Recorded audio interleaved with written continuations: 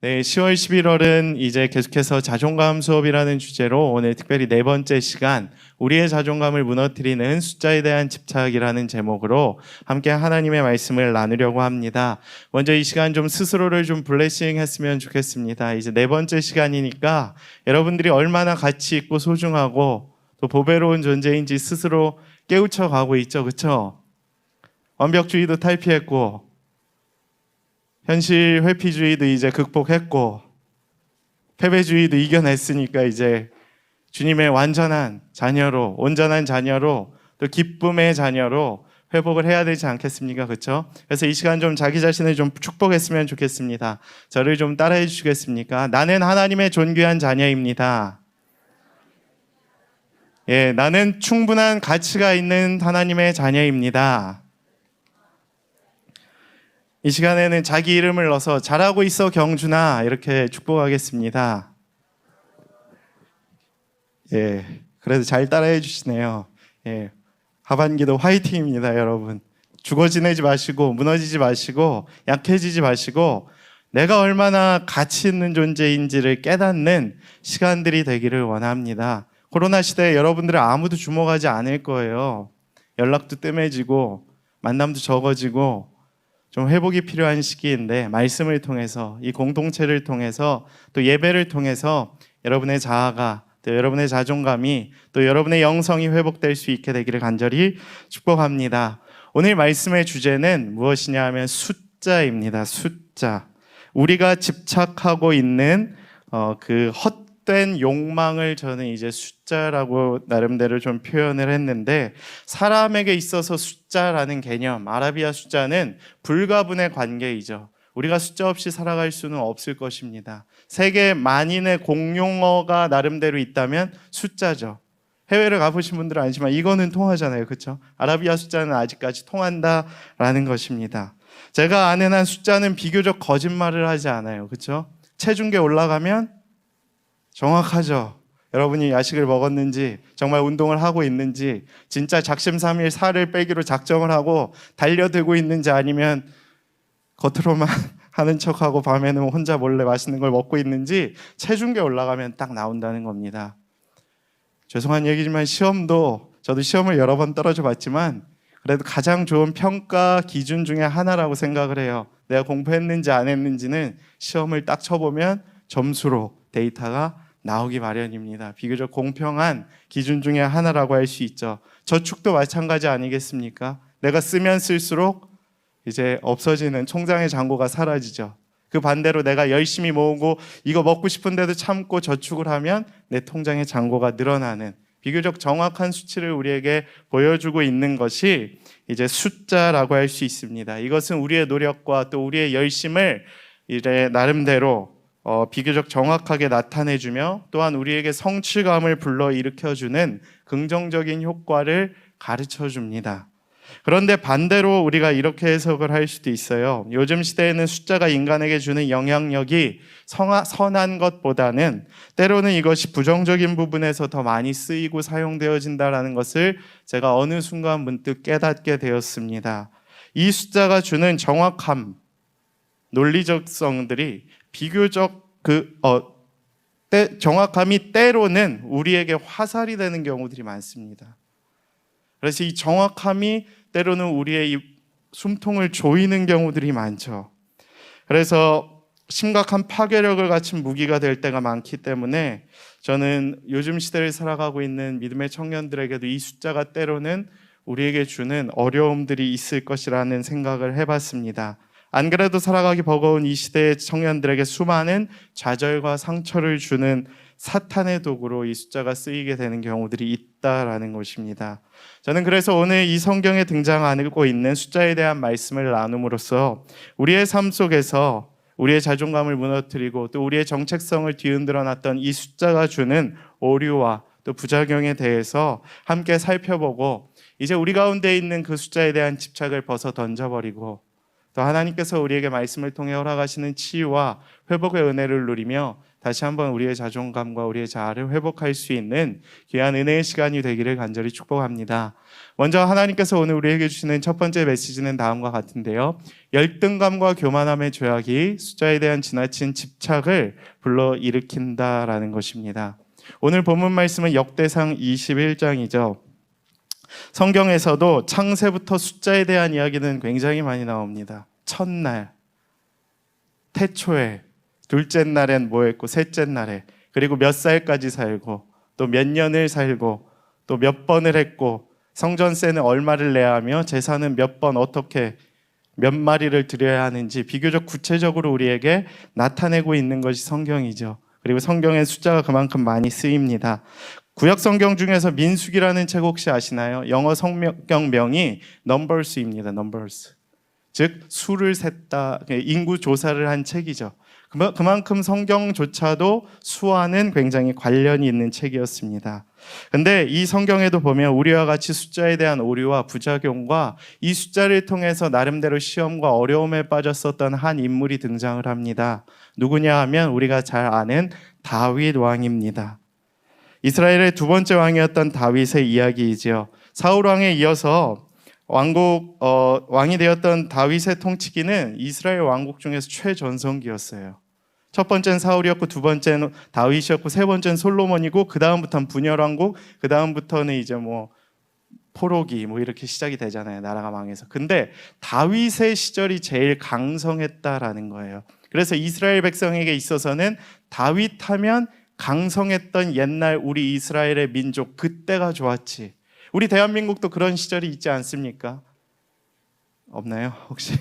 예전에 강성했던 그 대한민국이요, 다시 꿈꾸며 나아가자, 이런 슬로건을 외치면서 나아가는 경우들이 있죠. 이스라엘이 정확했습니다. 다윗의 통치기는 그렇게 전성기였죠. 불안정했던 여러 가지 국가적인 위기, 개인적인 어려움들 하나님의 은혜로 극복을 했고, 이제 안정기에 접어들었던 상황이 오늘 본문 말씀의 배경인 것입니다. 이 배경에 대해 역대상 14장 17절에서는 이렇게 기록을 하고 있는데요. 다윗의 명성이 온 세상에 퍼졌고 여호와께서 모든 이방 민족으로 그를 두려워하게 하셨더라. 아멘. 옛날에 고구려의 광개토대왕, 가장 영토를 확장했던 그런 시절이었다라는 것입니다. 그런데 이런 상황에서 다윗이 왜 하나님께 죄를 범했을까? 라는 질문이 우리 가운데 생길 수 있다는 거예요. 오늘 1절 말씀은 이에 대해 이렇게 설명을 하고 있습니다. 사탄이 일어나 이스라엘을 대적하고 다윗을 충동하여 이스라엘을 계수하게 하니라. 아멘. 이것이 죄악이 되었다라는 것입니다. 근데 좀 더 살펴볼까요? 왜 죄악이 됐는지 여러분이 아직 잘 이해를 못하실 수 있을 것 같아서 다윗의 죄악에 대해서 하나님께서 이 전염병이라는 심판이 등장을 합니다. 이 코로나 시대에 이 본문이 굉장히 주목을 받았죠. 코로나 시대에 이 전염병이 과연 하나님의 심판인가 아니면 그냥 자연재해인가. 그래서 이 본문을 굉장히 많이 이렇게 도마에 올려놨었습니다. 이 본문을 이렇게 들이밀면서.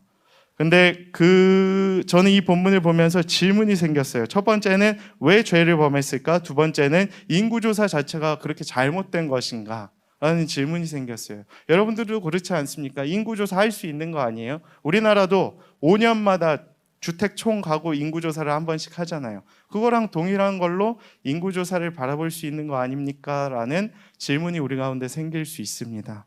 근데 이것은 이렇게 우리가 해석을 해봐야 됩니다. 5절에 보면 이렇게 기록이 되어 있습니다. 칼을 뺄 만한 자가 110만 명이었다. 그리고 유대아 중에 칼을 뺄 만한 자가 47만 명이었다. 이것은 무엇을 의미하고 있냐 하면 겉으로는 전체 인구조사인 것처럼 보였지만 실질적으로는 칼을 뺄 만한 자, 즉 군사력 조사에 준했다라는 것을 우리가 알 수 있는 것입니다.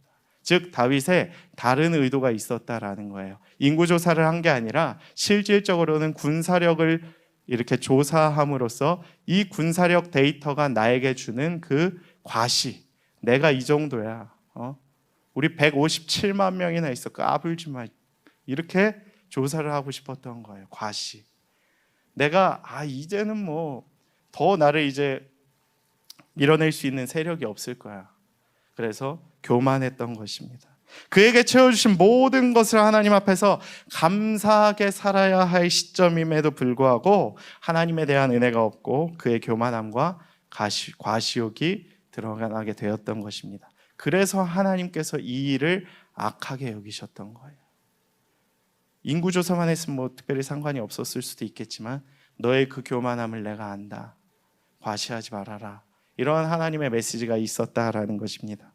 혹시 우리의 인생에서도 다윗과 같이 그렇게 우리의 교만함을 드러내는 이러한 숫자들이 있지 않으십니까? 한번 생각을 해보세요. 내 인생 가운데에도 혹시 나의 정체성과 나의 과시를 드러낼 수 있는 나의 수적 데이터, 나의 비장의 무기 있지 않으세요? 혹시 나의 통장 잔고 뭐 이런 것들, 각자의 삶에서 성취와 노력을 증명하는 숫자들이 분명히 있을 거예요. 우리는 그 숫자들로 하여금 자신을 증명할 수 있다고 생각합니다. 그리고 혹은 지금 내가 가지고 있는 이 숫자들이 이전에 내가 가지고 있었던 나의 열등했던 그러한 상처들을 지워주고 대변해 줄 수 있을 것이라고 생각을 해요. 그래서 이전의 흔적들을 지워내는 수단으로서의 숫자를 사용하기도 합니다. 예를 들어볼까요? 여러분의 나이. 그렇죠. 요새 나이도 높아질수록 이제 점점 더 힘겹다고. 성적, 등수, 점수, 연봉, 실적, 몸무게, 키, 통장 잔고, 자격증 개수, 집 평수, 유튜브 조회수, 인스타 조회수, 좋아요 숫자, 득표율, 지지율, 이런 것들이 다 나를 대변한다고 생각하지 않습니까? 그래서 많은 청년들이 이제 어느 날 막 보면 기분이 너무 좋은 거예요. 왜 좋냐고 물어보면 자기가 올린 인스타글에 좋아요를 사람들이 많이 눌렀을 땐 기분이 좋아요. 근데 반대로 적게 눌린 날은 기분이 다운됩니다. 그만큼 거기에 좌지우지되는 삶을 우리가 살아가고 있다는 거예요. SNS에 의해서도 굉장히 그렇게 되고, 만약 내가 생각했던 그 숫자의 기준에 도달하지 못하면 난 어떤 사람이 되느냐? 자존감이 낮아지게 되겠죠. 난 이것만도 못한 사람이야. 내가 생각했던 건 연봉 3천만 원이었는데 2,500만 원밖에 안 되네. 내가 이렇게 무가치했던 사람인가? 자기 자신을 파괴하기 시작합니다. 내가 생각했던 지지율, 내가 생각했던 키, 내가 생각했던 몸무게, 지평수는 이렇게 넓었는데, 내 통장 잔고는 이렇게 컸는데, 내가 기대했던 거와 달리 내가 이렇게 무력한 존재였네. 나를 깎아내리기 시작하면 나의 자존감을 파괴합니다. 그리고 그러한 죄악들이 반복돼서 하나님과의 단절을 선언하기도 하는 것입니다. 문제는 우리가 이러한 숫자들을 계속 확인하려고 해요. 계속 수시로 확인하잖아요. 몇 명 눌렀네. 몇 명 눌렀네. 오늘 올라갔네. 내려갔네. 가격이 올랐네. 이런 것들. 그래서 때로는 불안해하고 때로는 거기에 그 숫자에 안심하는 경우들이 있다는 것입니다. 내가 어떤 사람인지 이 숫자들로 확인을 하려고 해요. 숫자의 작은 변동에도 내가 일희일비하는 모습을 볼 수 있다는 것입니다. 저도 가끔 그랬었거든요. 옛날에 싸이월드 할 때 혹시 아시나요? 조회수, 도토리 개수 뭐 이런 것들. 제가 얼마나 많이 상처를 받았는지 몰라요. 전 나름대로 되게 가치 있고 잘생겼고 그래도 나름대로 인기가 있는 사람이라고 생각을 했거든요.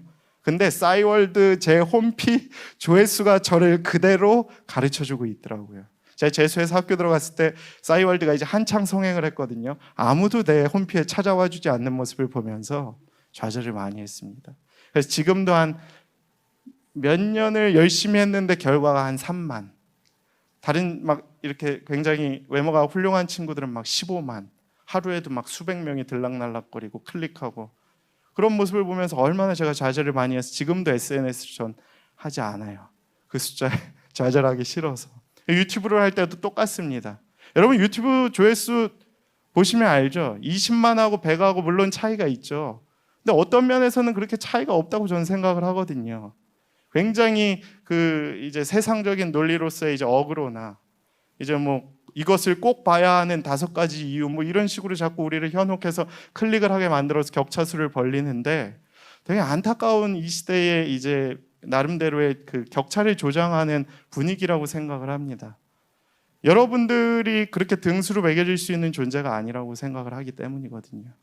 여러분의 조회수로 제가, 여러분의 뭐 인스타 팔로워 수로 제가 여러분을 판단해서 이렇게 저와의 관계를 이렇게 조절해 본다고 생각을 해보십시오. 한 청년은 팔로워 수가 10명이니까 이제 제가 좀 거리를 두고 보잘것없는 너랑은 별로 친해져 봐야 내가 득이 될 게 없을 것 같아. 거리를 두고 한 명은 막 10만 명이에요. 그러면 너 VIP네, 내가 이제 잘 친해졌으면 좋겠다, 이렇게 한다고 생각을 해보십시오. 얼마나 무가치한 일이겠습니까? 교회에서는 굳이 그럴 필요도 없고 예수님께서 그것을 가르쳐 주신 예수님의 사랑의 방법이 아니죠. 그러다 보니 보다 큰 규모에 집착하는 경우들이 많다는 거예요. 큰 것이 좋다고 생각하고 허상과 허세와 허수에 빠지는 경우들이 많아요. 결국 이것들은 우리를 허무주의로 이끌어 갑니다. 그러다 보니 내가 무엇을 위해 살아가고 있는지 전혀 알지 못하고 다윗과 같이 치명적인 실수를 하게 되는 경우도 나옵니다. 다윗과 같이 성공의 기로에 놓인 것처럼 보였을 때 치명적인 작은 실수를 통하여 인생이 한 방에 날아가는 경우들이 있다는 것이죠. 점검을 해봐야 돼요. 내가 세상의 허수주의에 빠져서 내 자신의 인생을 파괴시키면서 살아가고 있지는 않은지. 다윗조차도 무너졌던 그런 연약함을 보며 우리가 이 성경의 말씀을 타산지석으로 삼고 우리의 교만함과 우리의 열등감을 숫자로서 나타내려고 하는 것은 굉장히 잘못된 생각이다라는 것입니다. 사실 다윗의 승리와 그의 군사력은 다윗의 자랑이 아니었어요. 이것을 우리가 헷갈리면 안 돼요. 우리가 가지고 있는, 우리가 이룬 이 작은 숫자들, 작은 성공들이 나의 능력으로 된 것이 아니다라는 거예요. 가끔 이제 취업한 친구들이 되게 그런 경우들이 많은데, 취업을 하면 좋죠.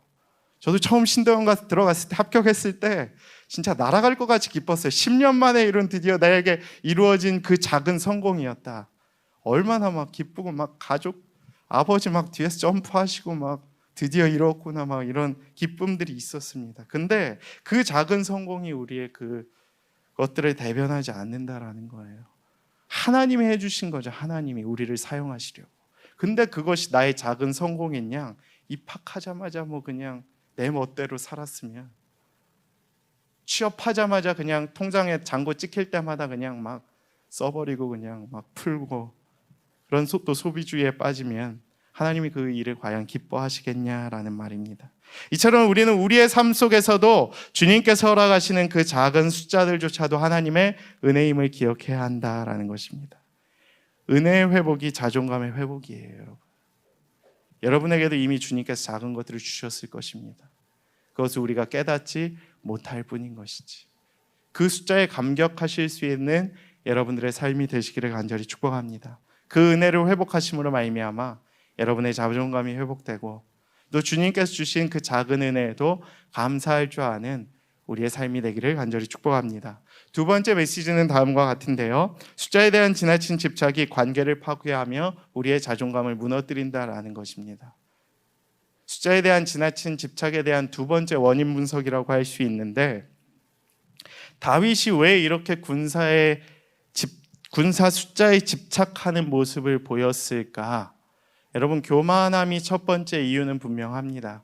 그런데 저는 그 내면 가운데 담겨져 있는 하나의 심리가 또 그의 상황을 이렇게 파멸의 길로 이끌었다라고 생각을 합니다. 무엇이었냐 하면, 다윗이 숫자에 집착하도록 이끌었던 중요한 이유는 그의 불안한 심리 때문이었을 겁니다. 자아불안 심리였던 것입니다. 여러분, 다윗을 한번 생각해 보십시오. 성경에서 다윗만큼 파란만장한 인생을 살았던 사람도 없을 것이에요. 그렇죠? 생각을 해봅시다. 골리앗하고 싸울 때 말로는 3상 17장 45절처럼 내가 만군의 여호와 하나님의 이름으로 너를 이기겠노라 막 선언을 했지만 얼마나 떨렸을까요? 그 다음에 사울의 시기와 질투, 너무 힘들었을 것 같아요. 두 번이나 막 단창 날라오고 막 얼마나 무서웠을까. 그 다음에 또 누가 있었죠? 배신과 반역. 아들이었던 압살롬과 세바가 그를 반역하고 배신했죠. 늘 가장 많은 암살의 표적이 되었던 사람이에요. 여러분, 누군가 여러분을 진짜 죽여버리겠다라고 하고 끊임없이 따라다닌다라는 사람이 있다고 생각을 해보십시오. 여러분의 마음이 어떻겠습니까? 요즘같이 개인정보가 노출된 이러한 시대 속에서는 얼마나 무서울까요? 다윗이 그런 상황에 놓여 있었다라는 것이에요. 그의 마음이 늘 불안감에 시달렸을 것입니다. 이러한 일들이 다윗의 마음에 심리적인 충격을 줬을 것 같아요. 그래서 그 과거의 기억과 사건들이 우리의 잔상으로 남는 거죠. 이것을 잘 관리하지 못하면, 그래서 상처가 되고 반사적으로 반응하는 결과를 우리가 나타내게 될 것입니다.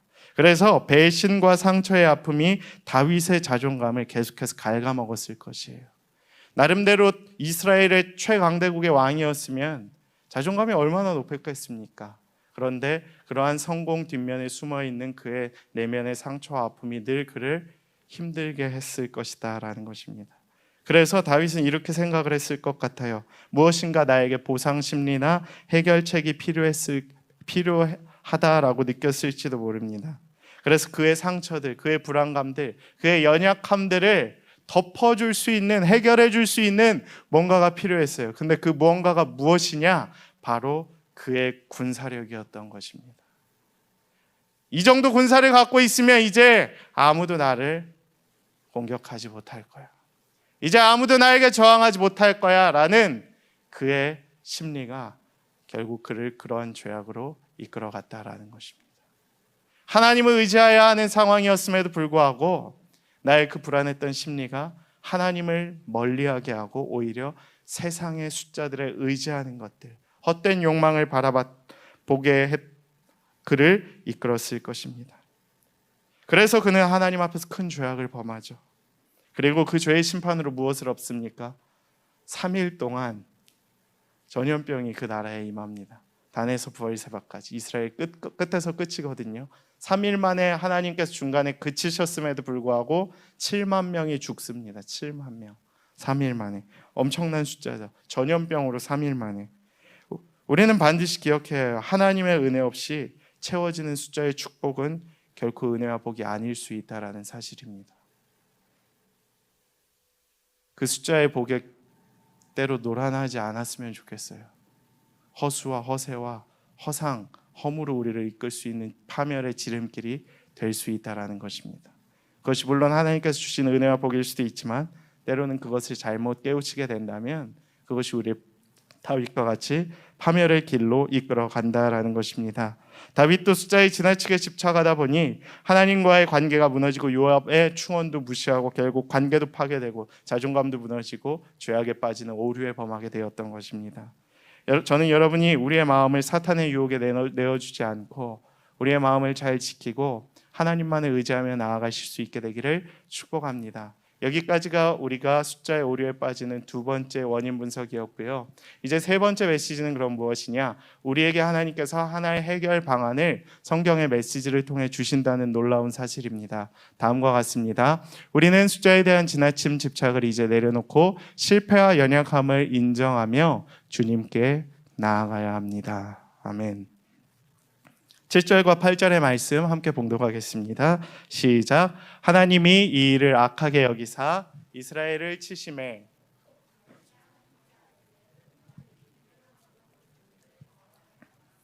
이제 간과없나니 종의 죄를 용서하여 주옵소서. 내가 심히 미련하게 행하였나이다 하니라. 아멘. 우리에게는 성공 뒷면에 감춰져 있는 내면 깊은 곳에 상처와 아픔들이 있어요. 청년들 중에서도 자신의 상처와 열등감을 하나님 안에서 건강하게 치료하지 못하고 숫자에 대한 집착 등 잘못된 방법으로 이겨내려고 하는 사람들이 꽤나 많습니다. 신방을 해보면 예를 들어 이런 것이죠. 내가 가난하게 살았기 때문에 내가 장성해서는 나의 그 가난이 이제 나를 이렇게 용납하지 못하는 경우들이 많습니다. 그 열등감으로 인해서. 그래서 어떻게 살아가느냐? 하여튼 그 돈에 대해서 굉장히 예민하고 집착을 하는 경우가 많다라는 거예요. 그의 인생이 앞으로 열심히 독하게 돈을 벌어서 그동안 내가 받았던 상처들을 나의 통장 잔고나 집의 크기 등으로 극복하며 나의 자신의 삶을 달려나가는 경우가 많다라는 거예요. 그게 인생의 목표가 된다라는 사실입니다. 혹은 학벌에 대한 상처가 있습니까? 가방끈 자꾸 길게 하려고 하죠. 뭔가 이전의 아픔들을 지우려고 하죠. 수많은 자격증의 수가 나의 존재를 대변해 줄 것이라고 생각을 해요. 집착에 빠지는 것입니다. 그러나 1등하면 행복할 줄 알았는데 통장에 잔고가 쌓이면 나의 삶의 질이 좀 더 나아질 줄 알았는데 실상은 생각보다 그렇지 않다라는 사실 우리가 잘 압니다.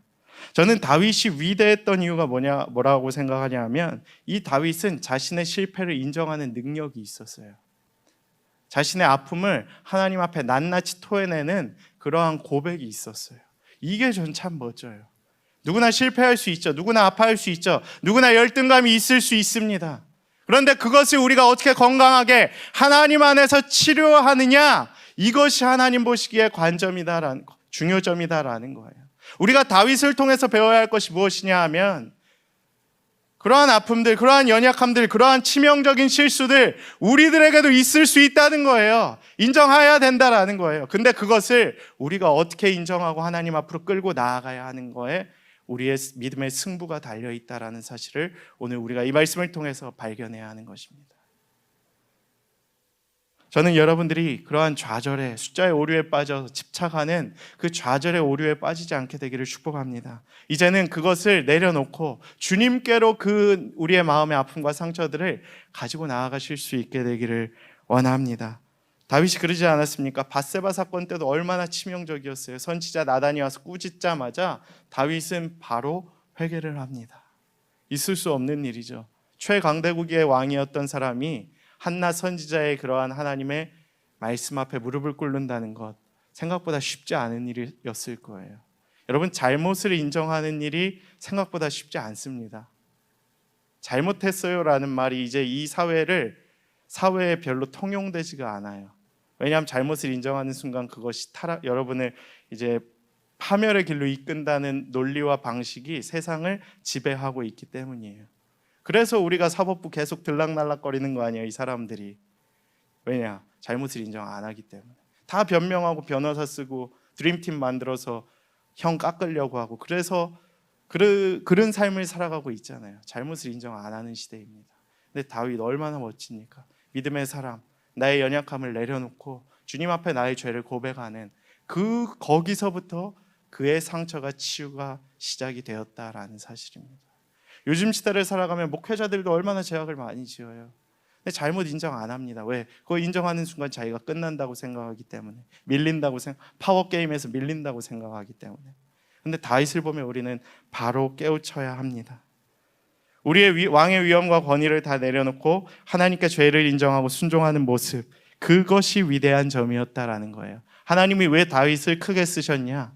그의 아픔조차도, 그의 연약한 순간에도, 그의 치명적인 순간에도 그는 하나님을 의지하는 것을 놓지 않았기 때문에 하나님께서 그를 사랑해 주시고 끝까지 그를 붙드시고 또 이스라엘 민족의 또 귀한 또 믿음의 선배로 그를 삼아 주셨던 것입니다.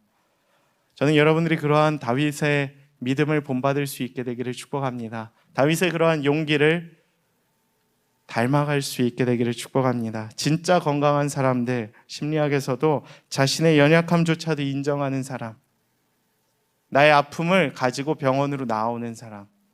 저도 아파서 한번 병원 간 적이 있거든요. 병원에 가서 첫 마디가 뭔지 아세요? 나오기 힘드셨을 텐데 이렇게 나와주셔서 감사합니다. 당신의 그 첫 발걸음으로부터 치료가 이미 시작되었음을 믿습니다. 정신의학과적으로도 거기에서 이제 치료가 시작된다고 믿고 있는 것이죠. 연약함을 가지고 하나님께 나아가십시오. 꽁꽁 싸매 있지 말고 그것을 여러분의 자존감인 양, 여러분의 열등감을 대변하는 뭔가 대단한 것인 양 끌어안고 혼자만 고민하고 계시지 마시고 오늘 이 시간 가운데 하나님께 나아가서 하나님의 방법으로, 하나님의 안에서 여러분이 치유와 회복을 얻을 수 있게 되기를 축복합니다. 여러분의 그 상처와 여러분의 아픔과 여러분의 그 인생은 세상이 주는 그러한 작은 숫자들로 대언을 할 수가 없기 때문입니다. 여러분은 충분히 예수님의 십자가 보혈의 사건만큼 인생이 가치 있는 존재들인 줄로 믿습니다. 세상이 평가하는 그러한 작은 숫자들이 여러분의 삶과 여러분의 인생과 여러분의 아픔을 결코 측정하지 못하실 것입니다. 우리의 인생에서 마주하는 숫자에 대한 집착을 이제는 내려놓고 다윗과 같이 나의 실패와 연약함을 인정하며 주님께 나아가실 수 있게 되기를 원합니다.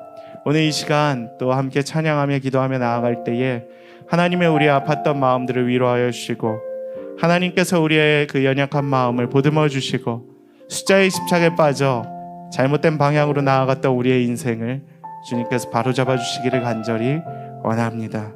주님께 나아갈 때에, 간절함으로 우리가 기도할 때에 우리의 마음 가운데 주님의 은혜가 임할 줄로 믿습니다. 함께 찬양하며 나아가도록 하겠습니다.